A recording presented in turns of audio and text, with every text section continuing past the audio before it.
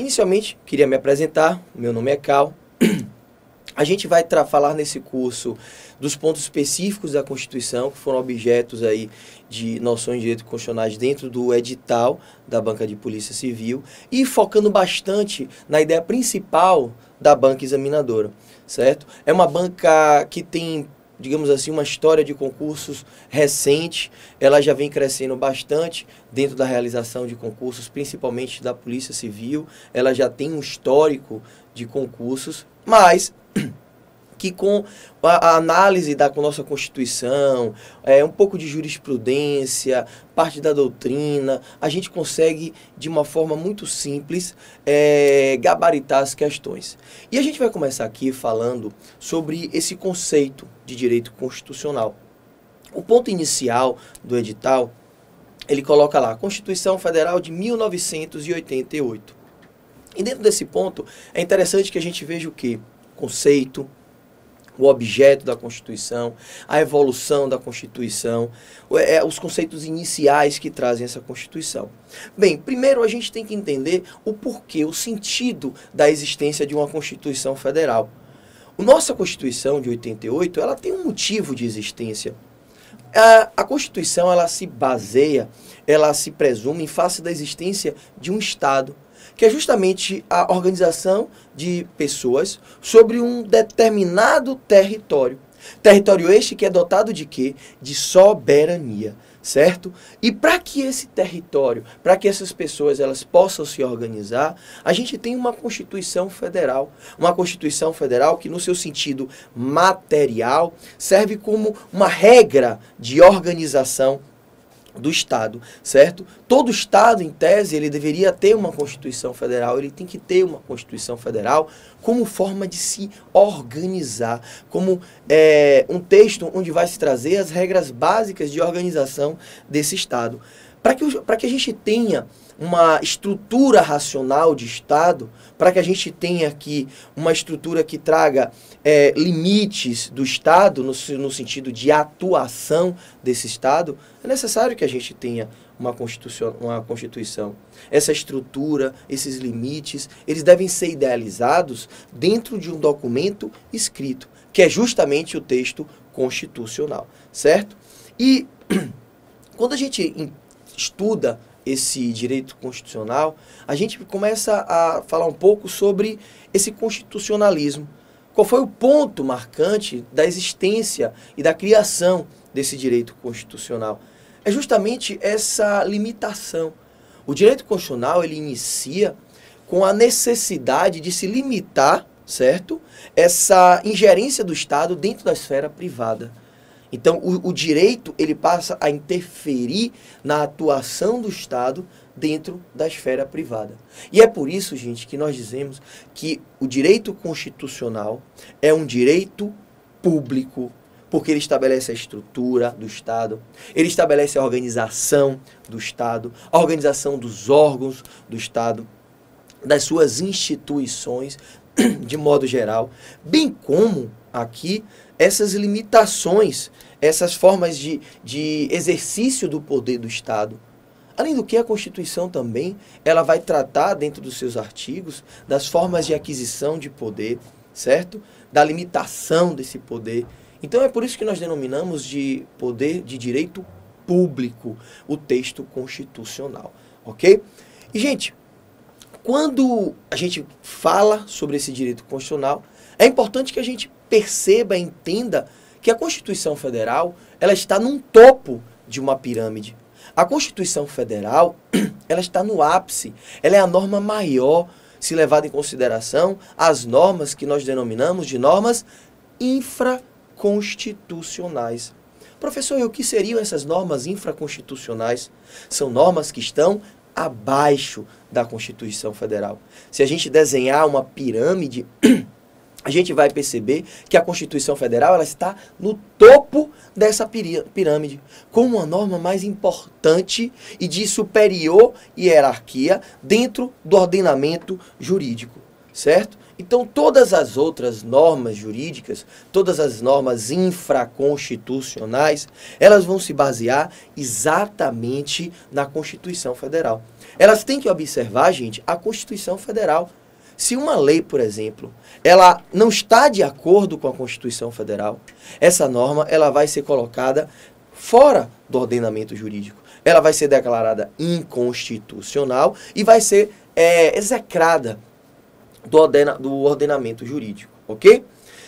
E quando a gente pensa na Constituição, a gente pensa nesse conceito de constitucionalismo, a gente remete logo à soberania popular. Percebam que a Constituição Federal ela tem como uma das suas regras trazer aqui essa soberania popular e garantir que a soberania popular ela seja exercida. E a soberania popular, gente, está exatamente nessa condição de exercício do direito. Hoje, nós vivemos num Estado democrático de direito, que a gente vai ver que lá no artigo 1º da Constituição Federal, ele traz isso para a gente. E esse Estado democrático de direito, é ele que vai determinar essa limitação do poder do Estado de atuar e, aqui, a prevalência dos direitos fundamentais. Do ponto de vista dessa soberania, percebam, dentro da soberania, o povo é o titular do direito, o povo é o titular do poder, mas quem exerce o poder são os representantes desse povo, ok? Dê uma olhadinha aí no artigo 1º da Constituição Federal de 1988. E aqui a gente já inicia avaliando esse artigo. O artigo 1º ele vai dizer: a República Federativa do Brasil, formada pela união indissolúvel dos estados e municípios e do Distrito Federal, ok? Dos estados, dos municípios e do Distrito Federal. E já aqui, gente, ele vai trazendo para a gente as principais características. Constitui-se em Estado democrático de direito. E tem como fundamentos, a Constituição no seu artigo 1º, ele vai trazer os fundamentos da Constituição Federal de 1988. E um desses fundamentos é exatamente a soberania. E o parágrafo único vai dizer para a gente: todo o poder emana do povo, que o exerce por meio de representantes eleitos ou diretamente nos termos dessa Constituição. Então, com uma simples análise desse artigo 1º, a gente vai chegar à seguinte conclusão: Estado democrático de direito, ok? A gente vai ver que ele traz os fundamentos e a gente vai ver que no parágrafo único ele traz para a gente o conceito de soberania, onde quem são os detentores do poder, o povo, nós somos os detentores do poder, mas quem exerce esse poder, quem vai ter a capacidade são os nossos representantes, ok? Então são os representantes, gente, que irão ter essa possibilidade de exercer o poder. Quando a gente trata sobre esse direito constitucional, é interessante que a gente perceba o seguinte: a Constituição Federal, o direito constitucional em si, ele tem um objeto de investigação, certo? Ele vai ter um objeto de investigação. E aqui é ponto importante para a gente. Qual é o objeto de investigação do direito constitucional? A gente tem, dê uma olhada aí no quadro que eu trago para vocês. A gente tem um direito constitucional especial, ok? Esse direito constitucional especial, ele tem como objeto de investigação uma Constituição específica. É o exemplo que a gente está tendo aqui. É a nossa Constituição Federal. É a Constituição que a gente vai analisar, certo? Então a gente tem o direito constitucional especial. Nós temos o direito constitucional comparado, onde existe um comparativo, gente, entre as diversas constituições. E a gente vai fazer isso em alguns momentos, quando a gente trouxer, por exemplo, as classificações das constituições federais. Quando a gente falar, olha, uma Constituição pode ser rígida, uma Constituição pode ser flexível. Quando a gente falar sobre algumas características que eu vou dizer para vocês, olha, por exemplo, nos Estados Unidos a Constituição é assim. No Brasil a Constituição é diferente. Então esse direito constitucional comparado, ele vai fazer uma análise entre os diversos tipos de Constituição. E a gente também tem o direito constitucional geral. E no direito constitucional geral, qual é o objeto de investigação? Qual é o objeto de estudo? O direito constitucional geral, que é a terceira forma, o terceiro objeto de investigação do direito constitucional, ele vai pegar o quê? Ele vai pegar os princípios, ele vai analisar cada ponto, cada conceito que deve estar dentro de uma Constituição. Cada conceito que existe entre os vários ordenamentos jurídicos. Então, esse direito constitucional geral, ele estuda de forma, como o próprio nome já diz, ampla, cada uma das constituições, trazendo os princípios que devem constar, certo? Então, gente, já que a gente falou sobre o direito constitucional, a gente agora vai entender o que é a Constituição. A Constituição é justamente o texto fundamental, a norma suprema, certo? Que é objeto de estudo do direito constitucional. É a norma, gente, que é sintetizada aqui, pelo menos pra gente, em um documento e que serve pra gente como nossa norma suprema, certo? Ela que vai reger essa organização política, essa organização jurídica do Estado. É para isso que serve uma Constituição Federal. E é importante que a gente tenha essa visão. E aqui eu trago um ponto que a banca examinadora, que a VUNESP, já cobrou pra gente. Quando eu digo para vocês, e percebam, quando eu venho dizer para vocês aqui, por exemplo, que a Constituição Federal ela está no topo da hierarquia entre as normas, eu digo para vocês o seguinte, as outras normas estão abaixo, elas são inferiores e hierárquicas, certo? Agora, dentro do texto constitucional, dentro da nossa Constituição Federal, as regras que são trazidas, elas não têm, em regra, superioridade hierárquica dentro da Constituição. Que a banca às vezes pergunta assim, o direito à vida, ele tem superioridade hierárquica dentro do texto constitucional em relação a outros direitos, como por exemplo, o direito à reunião. É falsa essa assertiva. Porque a norma constitucional, as normas que estão dentro da Constituição, elas não têm essa relação de hierarquia, certo? E, gente, falando da Constituição, a gente tem que entender o seguinte, qual é o conteúdo da Constituição? Dê uma olhada aí nessa tela. O conteúdo da Constituição, nós vamos ter a forma de Estado, certo? Os órgãos que vão integrar a estrutura da Constituição, as competências desses órgãos, a forma de aquisição do poder e do seu exercício. Um ponto importante que é sempre objeto de cobrança de prova e que foi justamente aquele que deu a necessidade de criação do direito constitucional são as limitações ao poder do Estado, a separação dos poderes e a enumeração de direitos e garantias fundamentais. Então, gente, esse é exatamente o conteúdo da Constituição Federal. O conteúdo, as normas que devem estar previstas dentro de um texto constitucional. E aqui eu já adianto para vocês, esse aqui é um conteúdo material da Constituição Federal, porque o seu conteúdo ele é constitucionalmente previsto, ok? E aqui a gente já começa a falar sobre um ponto que é extremamente importante e que sempre é objeto de cobrança nas provas da VUNESP, certo? Quando a gente trata sobre o conceito aqui da Constituição, a gente vai observar alguns sentidos. Então, gente, quando for tratar desses sentidos, o que é que a banca vai lhe perguntar? A gente vai ver, dê uma olhada aí na tela. Os sentidos eles podem ser sociológicos, políticos, material, jurídico, culturista, e a gente vai ver outras características que trazem esse conceito da Constituição e Constituição aberta e quais são os elementos integrantes dessa Constituição.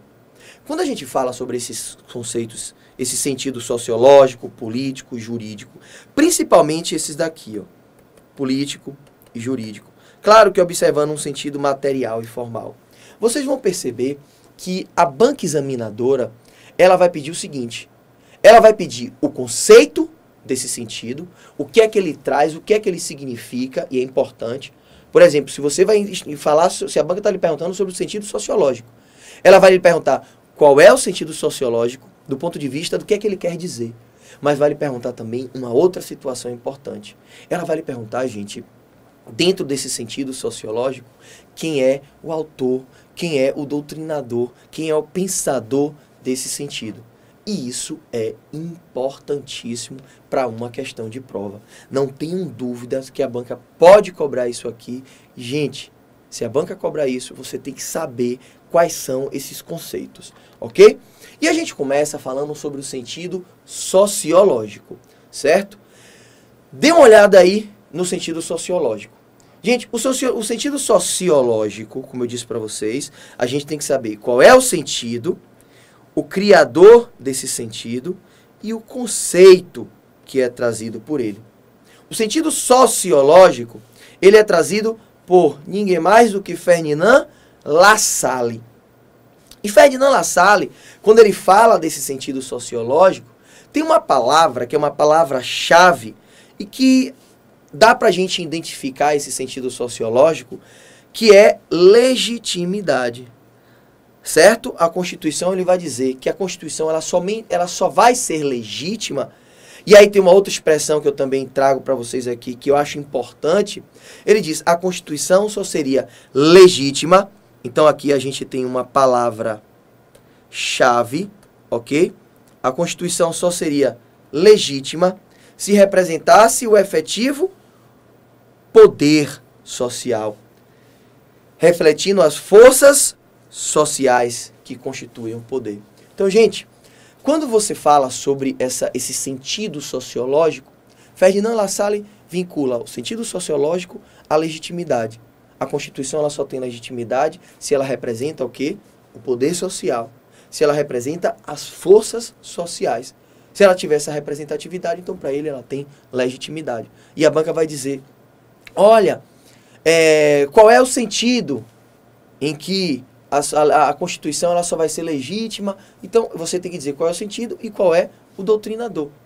E, gente, cuidado, isso é questão certa de prova. As bancas examinadoras gostam de cobrar esses sentidos, sentido sociológico. Então, falou em sentido sociológico, Ferdinand Lassalle, a gente vincula a uma palavra e duas expressões importantes: legitimidade, poder social, força social, certo? Então, o sentido sociológico é esse aí. Quando a gente fala sobre o sentido político, gente, ele vai, segundo esse sentido político, ele tem que diferenciar a Constituição da lei constitucional. E esse sentido político, ele foi criado por quem? Carl Schmitt. Dê uma olhada aí no quadro. Gente, o sentido político criado por Carl Schmitt, ele vai pegar esse conceito de Constituição em face da lei constitucional. E o sentido político de Carl Schmitt, e que foi interpretado por José Afonso da Silva, ele vai dizer o seguinte: a Constituição Federal, ela é uma decisão política fundamental. A Constituição Federal, ela parte de uma decisão política. Que essa decisão política, ela vai fazer o quê? É ela quem vai dizer qual é a estrutura do Estado. É ela quem vai dizer qual é a organização do Estado, a limitação do poder, quais são os órgãos desse Estado, quais são as formas de chegar ao poder, quais são as formas de aquisição do poder, os direitos e garantias fundamentais, a estrutura democrática desse poder. E é a partir dessa decisão política que é criada a Constituição Federal, ok? Então, cuidado com isso. Esse sentido político de Carl Schmitt, ele coloca a Constituição como uma decisão política. Uma decisão política que visa o quê? Estabelecer aquelas regras da Constituição material, as regras de organização do Estado, por exemplo. Dando continuidade aí a nossos conceitos, tem um ponto aqui que eu quero que vocês diferenciem. Gente, a Constituição, ela pode ser diferenciada no seu sentido material e no seu sentido formal. E aqui, antes de entrar no sentido jurídico, que é outro que tem importância, a banca ela vai cobrar para a gente, basicamente, o sentido político, o sentido sociológico, o sentido jurídico. Mas ela vai querer também saber da gente qual é o sentido material e formal da Constituição. Quando você fala nas normas que têm sentido material, aqui a gente está falando sobre esse conceito. Gente, o que é uma norma com sentido material dentro da Constituição Federal? E eu disse para vocês, uma norma ela é materialmente constitucional quando ela vai trazer regras e estruturas da sociedade, regras e estruturas do Estado, o alicerce de fundamento do Estado, o alicerce fundamental do Estado, como, por exemplo, a forma de Estado, forma de governo, seus órgãos, a questão de aquisição do poder. Então, todas essas normas que estão dentro do texto constitucional e que são normas que trazem essa estrutura de organização do Estado, escutem o que eu estou dizendo, elas são normas materialmente constitucionais, certo? São normas materialmente constitucionais. Agora, quando é no sentido formal, o que a gente quer dizer é o seguinte, é aquela norma que, muito embora ela não tenha esse conteúdo material, é aquela norma que, muito embora não fale sobre essa estrutura, sobre essa forma de governo, sobre essa organização do Estado, ela foi inserida dentro do texto constitucional. Ela é inserida dentro de um processo legislativo mais dificultoso, mais moroso, mais complexo, mais solene, e que faz com que ela se transforme num texto constitucional, muito embora ela não seja materialmente constitucional. A gente tem dentro da Constituição da gente, por nossa Constituição ela ser analítica, a gente tem aqui dentro do nosso texto constitucional esse sentido formal, porque existem normas que não são materialmente constitucionais, mas estão na Constituição, e que por conta disso elas são o quê? Formalmente constitucionais. Elas têm força de norma constitucional, certo? Então, quando a norma ela adentra nessa Constituição, através desse processo mais solene, mais moroso, ela pode até não ter o conteúdo necessário para estar na Constituição. Mas se ela entrou através desse processo, ela é uma norma formalmente constitucional. E a nossa Constituição, a gente vai avaliar ela dentro desse sentido formal. Tudo aquilo que está dentro da Constituição é constitucional, independente aqui de ser materialmente constitucional, ok? E aí, por exemplo, a gente tem o artigo 242 da Constituição Federal. O artigo 242 da Constituição Federal, ele traz uma norma que não é uma norma de organização do Estado, que não é uma norma que fala sobre a forma de governo, direitos e garantias fundamentais, forma de aquisição do poder. É uma norma que não é materialmente constitucional. Mas, como a nossa Constituição ela preza por esse sentido formal, no sentido de dizer, olha, as normas que estão na Constituição, elas são formalmente constitucionais, elas são constitucionais. Dá uma olhada aí no artigo 242. Gente, o artigo 242, ele traz a previsão de que o Colégio Pedro II, localizado na cidade do Rio de Janeiro, será mantido na órbita federal. Esse é um dos maiores exemplos de que nossa Constituição ela é uma Constituição que observa o sentido formal. O que está dentro da Constituição é constitucional. Por quê? Porque esse parágrafo 2º, ele não é materialmente constitucional. Ele não fala dessa forma de Estado, forma de governo, organização, repartição dos poderes. Ele fala de um ponto que poderia ser tratado de uma outra forma que não na Constituição. E ainda assim, ele é uma norma constitucional, certo? É por isso desse sentido formal da Constituição Federal de 1988. E aí a gente, saindo do sentido sociológico, político, a gente já viu a questão do sentido formal e material, a gente corre para o sentido jurídico. Gente, esse sentido jurídico importantíssimo para a banca examinadora, ele traz aqui o sentido jurídico como doutrinador, ninguém mais do que Hans Kelsen.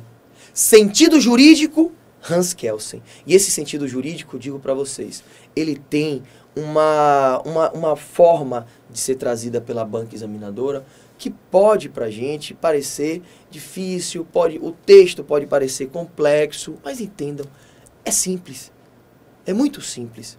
Dê uma olhada aí no quadro que a gente vai entender essa simplicidade.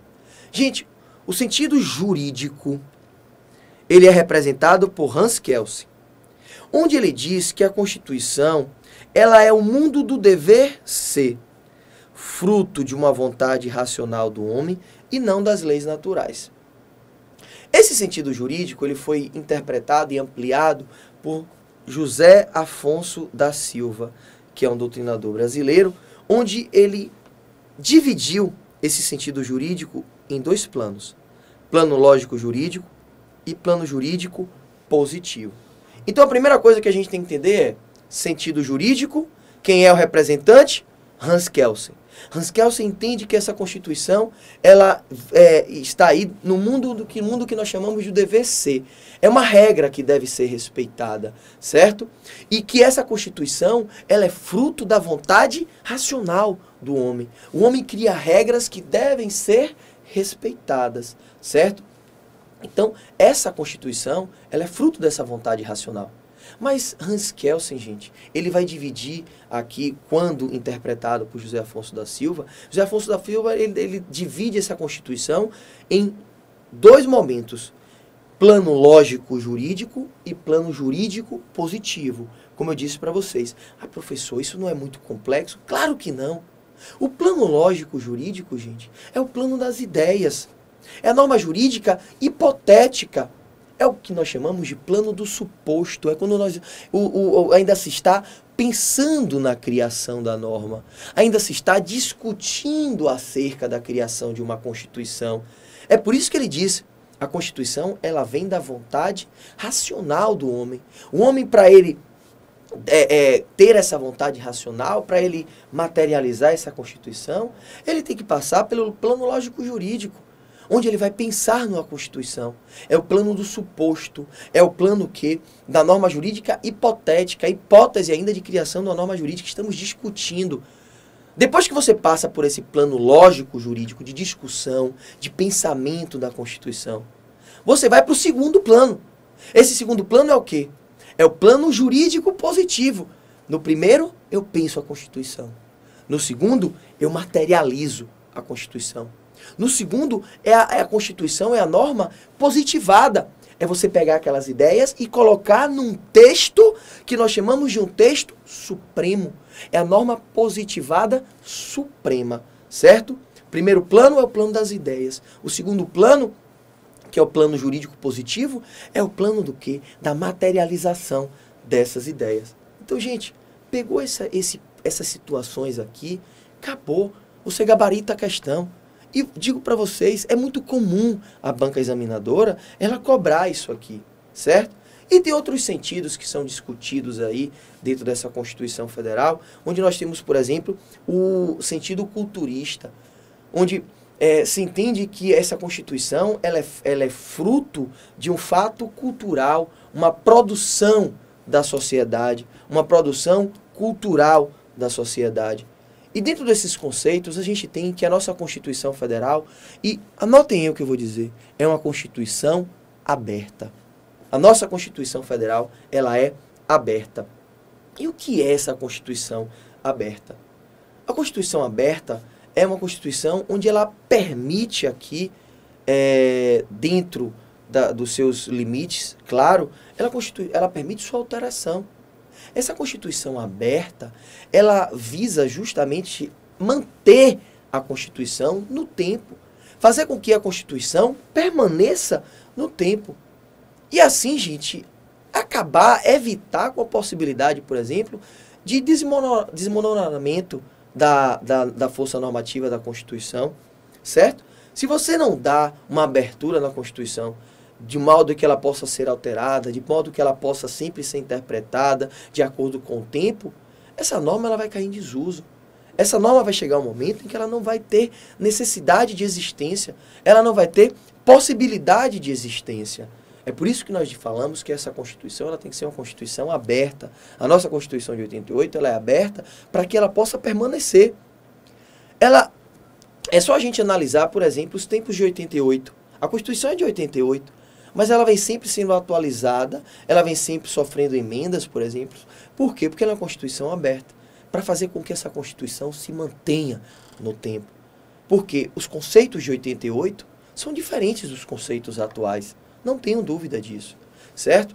E a gente vai ter alguns elementos que são integrantes da Constituição Federal, que são elementos como a soberania, o território, certo? Que compõem aquele ponto onde se aplica a Constituição, a finalidade da Constituição, o povo que deve observar esse texto constitucional, que são elementos que vão integrar a Constituição Federal.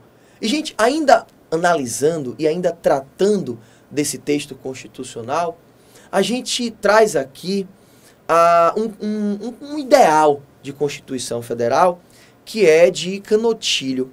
Canutilho, ele criou algumas regras que, segundo ele, são regras que fazem com que a Constituição Federal ela seja uma Constituição ideal, uma Constituição que deve ser levada em consideração, deve ser tomada como modelo. Dê uma olhada aí. JJ Canutilho, gente, ele diz o seguinte, que uma Constituição para ser ideal, uma Constituição para estar dentro do modelo ideal de Constituição, ela deve ser escrita por motivos óbvios, com a finalidade de evitar que as palavras elas sumam no tempo. A Constituição, gente, ela deve conter direitos fundamentais, como, por exemplo, o direito de liberdade, direito à vida, direito à segurança. Deve adotar um sistema democrático formal. Nesse sistema democrático formal, o povo deve participar dos atos. A democracia é o quê? É o governo observando a vontade da maioria. E, por exemplo, dentro da estrutura de um poder legislativo, o povo poder participar dessa estrutura. Mas de que forma? Elegendo os seus representantes. E ainda segundo o Canutilho, ele traz para a gente uma última característica que vai fazer com que essa Constituição seja uma Constituição ideal. Gente, a Constituição ideal, ela tem que trazer a limitação do Estado em frente à população. A Constituição ideal, ela traz aqui uma limitação dos poderes do Estado, principalmente com a criação dos 3 poderes, que visa justamente fazer com que esses poderes eles sejam independentes e trazer também, dentre outros conceitos aí de Canutilho, essa limitação do Estado em face da sociedade. Ok? E a gente finaliza aqui o nosso bloco e no próximo bloco a gente continua falando sobre a Constituição Federal de 1988.